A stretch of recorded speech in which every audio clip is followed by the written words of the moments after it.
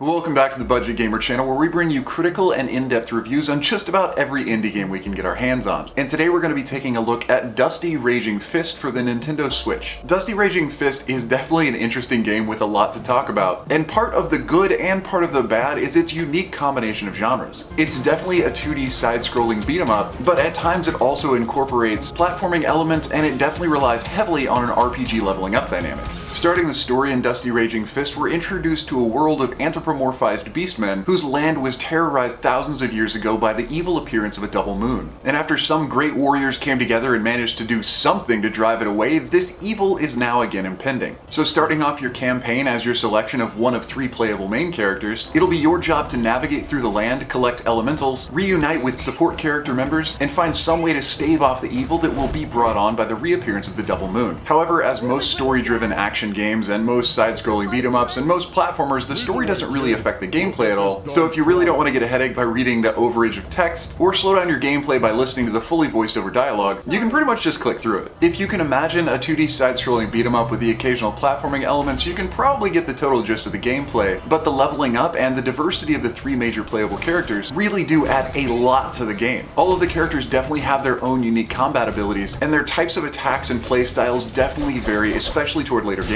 However, with the leveling up system granting you access to more and larger combos, you don't really have to worry about memorizing new strings, as each character pretty much uses the exact same combos, regardless of their unique type of gameplay. Additionally, even though you can only play as one main character at a time, stopping the game, going to the main start menu, and reselecting a new character continues along the same player profile, which basically means that everything you've leveled up to that point, regardless of which character you've been playing as, all those level ups and stat changes for all of your support characters and elementals will also go along with the new character that you've selected. So if you just haven't quite gotten a feel for which character you enjoy playing as, or you've gotten into kind of a tight spot with a boss fight, you can easily go back to the start menu and swap out a new character pretty much at any time, though you will restart that level from the beginning. In addition to the long strings of really impressive looking combos for each character, I've mentioned a couple times about elementals and support characters. These elementals are gained throughout gameplay at major milestones, and are something that you're trying to collect along with the story to eventually complete the game. However, once these elemental abilities have been gained, by pressing down the thumbstick, you can activate an attack that pretty much wipes out everything on the entire screen. Additionally, support characters, as soon as they're used, whether it's the Sniper Snow Leopard or the Demolition Happy Lion, using either the L or R shoulder buttons, you'll be able to call in one of these support characters to momentarily pause combat, making you slightly invulnerable to help you demolish anything you may be having trouble with. However, as cool as this game sounds so far, and as amazing as its music and graphics are, there are a few hangups with the actual gameplay and some of the added mechanics that really do detract from the gameplay itself. As the basic game foundations of Dusty Raging Fist are a 2D side-scrolling beat-em-up, the sparse platforming elements really do feel like they've kind of been thrown in and don't really enhance gameplay all that much. And as gorgeous as some of these really flashy combos are, they don't really seem to affect the enemies more than just random button mashing, and the combo strings really don't seem to affect the player at all. There's no bonuses or added experience that I can tell, so button mashing your way to glory seems to be the right way to go. But on that note as well, when you're trying to fight multiple enemies coming in from both sides of the screen, one of the biggest hangups I found with the actual combat system is that sometimes the control stick seems to lock up, and this leaves your character pretty much unresponsive until you let go of the control stick and then re-engage. And additionally, while getting overswarmed by massive amounts of enemies on screen is pretty much a game staple, calling in sniper and demolition support can really help you take care of those enemies quickly, but there are actually a few elements of the gameplay that require you to use your support characters in certain ways. And using your ballistics expert Lion to blow away obstructions in the screen, or being required to use your sniper to hit characters that you really can't kill in any other way, doesn't seem to really add to the gameplay and really does kind of stifle your progress. But I'd have to say that there's some weird thing about Dusty Raging Fist that I really did enjoy. And unfortunately, as broken as the game really is in a few different aspects that are really pivotal to the types of gameplay they tried to mesh together, I can't really put my finger on what it is, but I did have this weird masochistic push to play all the way to the end. As I said before, the music really keeps you invested in the combat scenario, and the general imagery of the game is really superb.